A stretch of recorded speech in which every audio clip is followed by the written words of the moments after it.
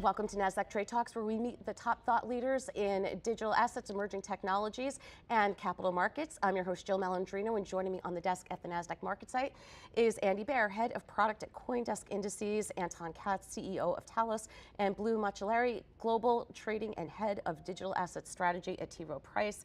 And we are here to discuss the pace of institutional adoption of digital assets and why regulatory framework remains the key issue in the space. It is great to have all of you with us. Welcome to Trade Talks. And Andy, what can we say about 2024? I mean, certainly the term was momentum.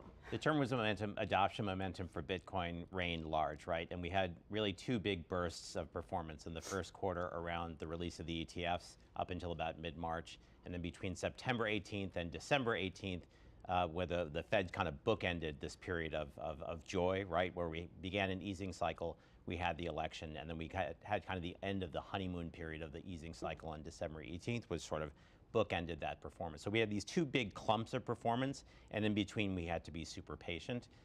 It was really a Bitcoin year a lot, although after the election, the idea of smart contract platforms and other growth-oriented digital assets gained favor. They have much more to benefit from a new regulatory pavement. So Ethereum sprang back to life, a lot of other layer ones, a lot of DeFi protocols.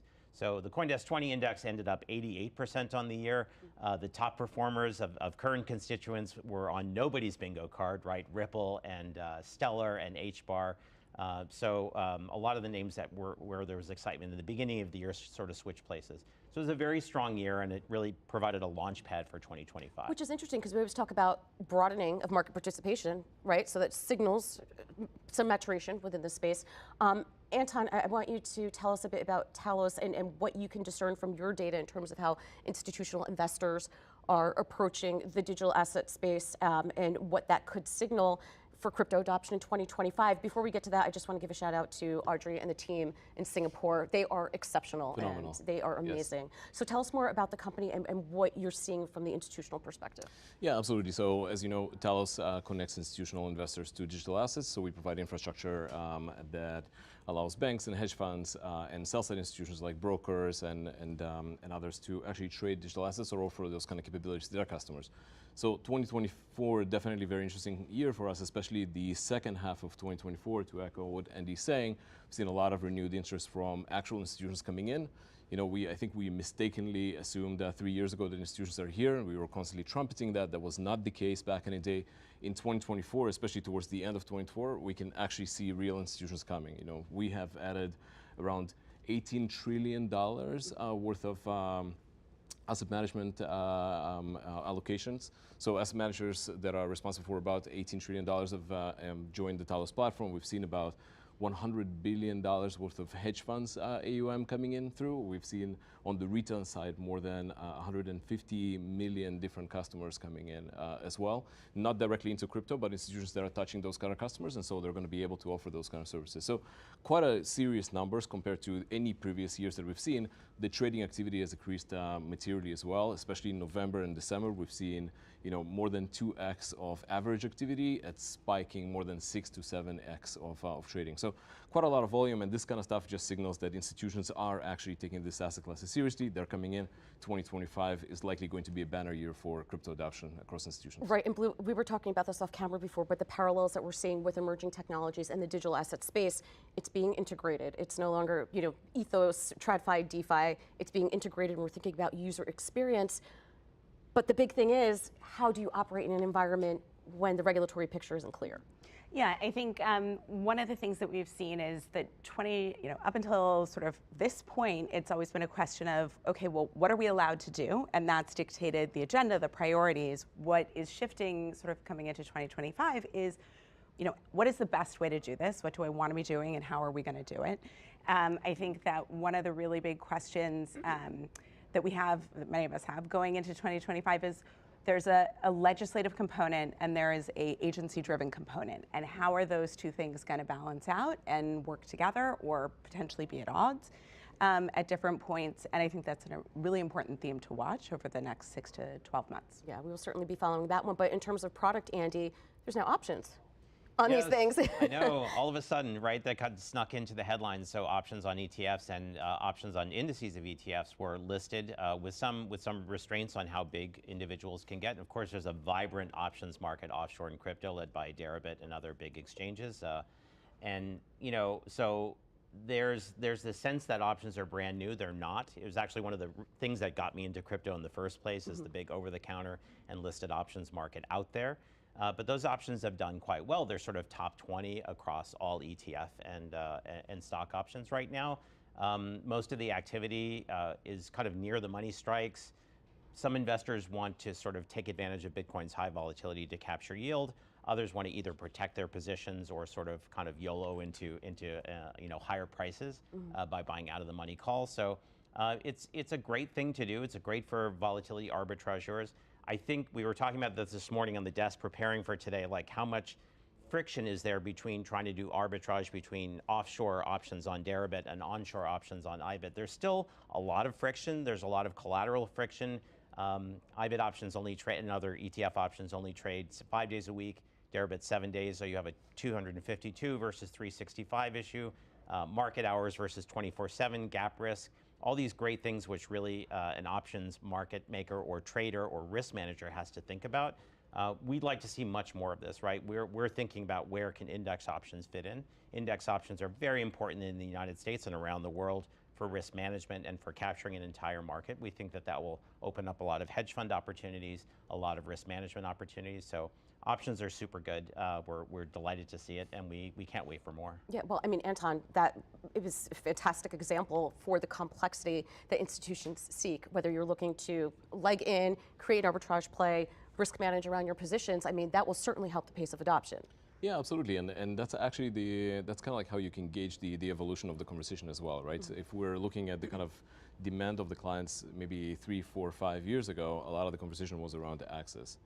Can I connect to the crypto market? Can I connect to the different exchanges there? Can I connect to the different custodians? Then now the conversation shifted a little bit more into, first of all, stability, and that's institutions. Institutions demand more stability from their platform. They need institutional platforms that support the kind of operations that they do in a compliant way, in a stable way, right? That's a different bar that you're looking at. And then obviously what we're seeing, especially in the past year and a half, is tools.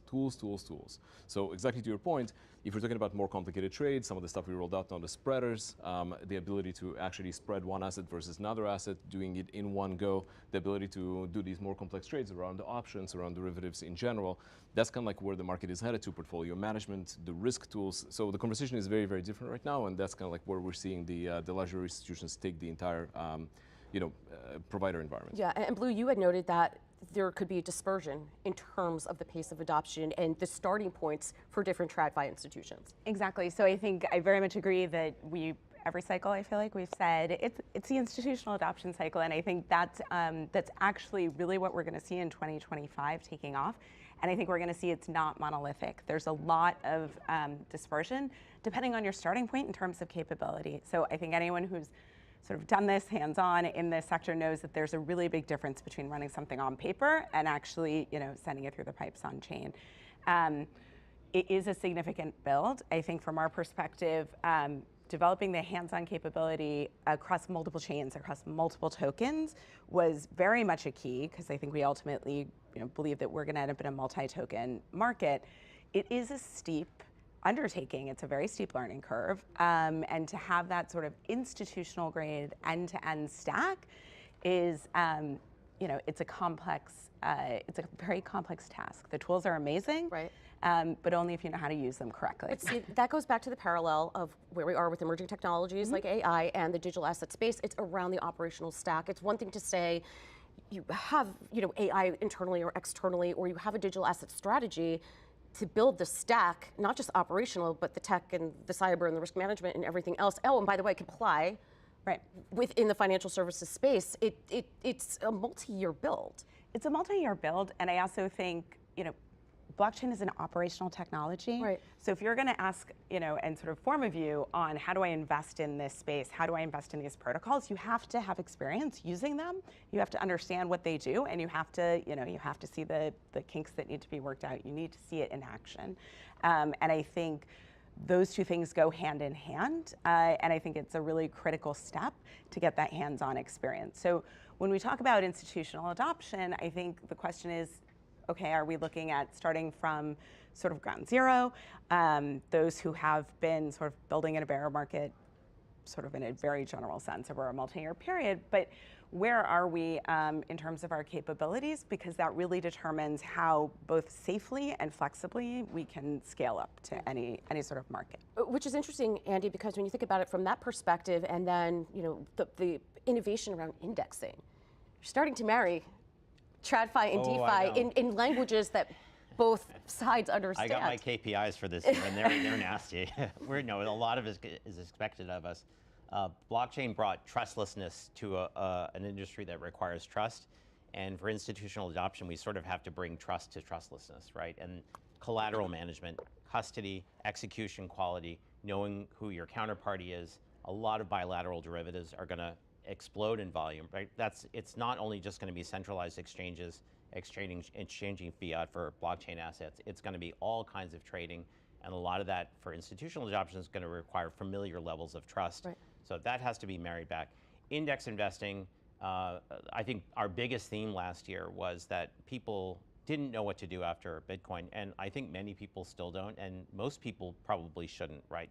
5%ers who are going to spend 5% of their investment time thinking about crypto, and maybe even allocating 1 or 2 or 3%, shouldn't spend the time necessary to decide whether it's going to be Solana or Sui. I think the infrastructure plays are interesting. Right? But which one, right? Which one's going to reign supreme? Again, I don't think anybody had Ripple and Stellar on their bingo cards for best performer out of a CoinDesk 20 last year. So index investing with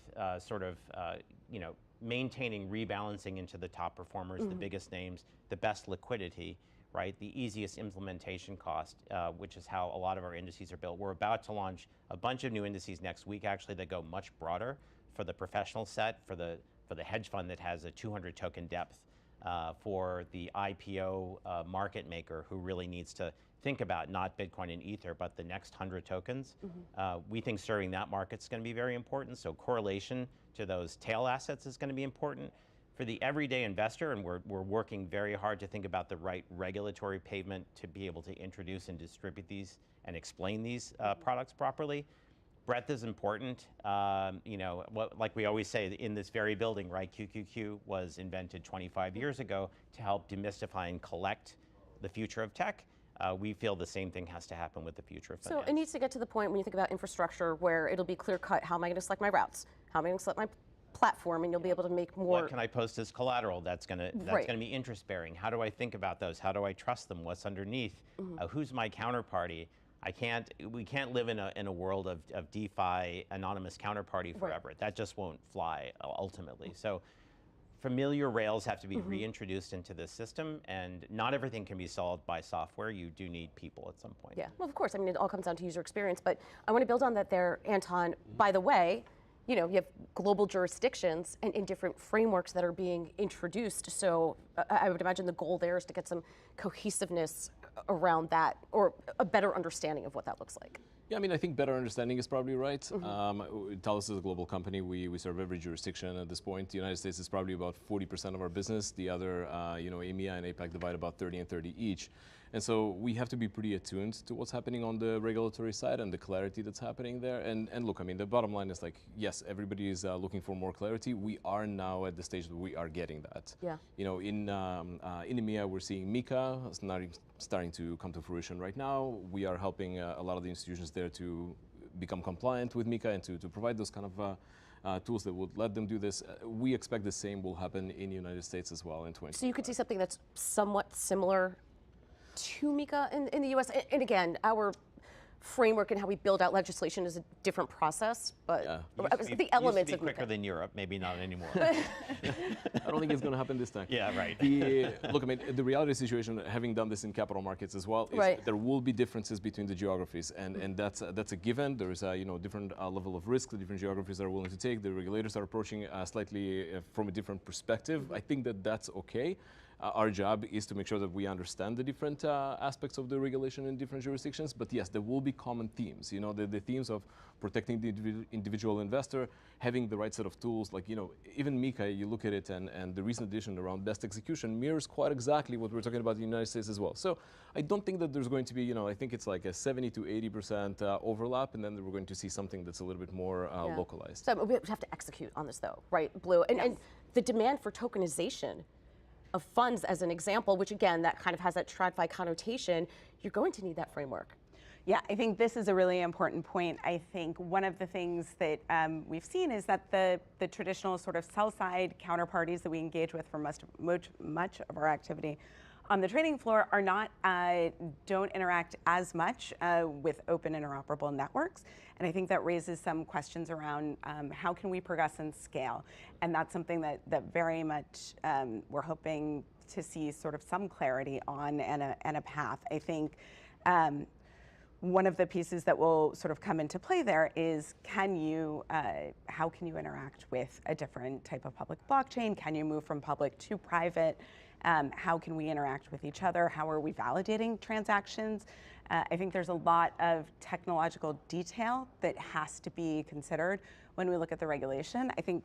I, for one, am very encouraged by the amount of sort of technological prowess, expertise, the depth of knowledge that we're clearly going to get in DC and the incoming administration. I think that's going to be enormously helpful in figuring out a path to regulation and policy that works, that can be implemented fairly smoothly. Well, I mean, if we want to remain global leaders in capital markets, because the demographics are going to shift at some point, right? Yeah. We're going to have to create a regulatory framework, because there are people that are going to be natives growing up in this type of environment. And oh, by the way, traditional bank lending is on the decline, and we're looking at alternative forms of raising capital.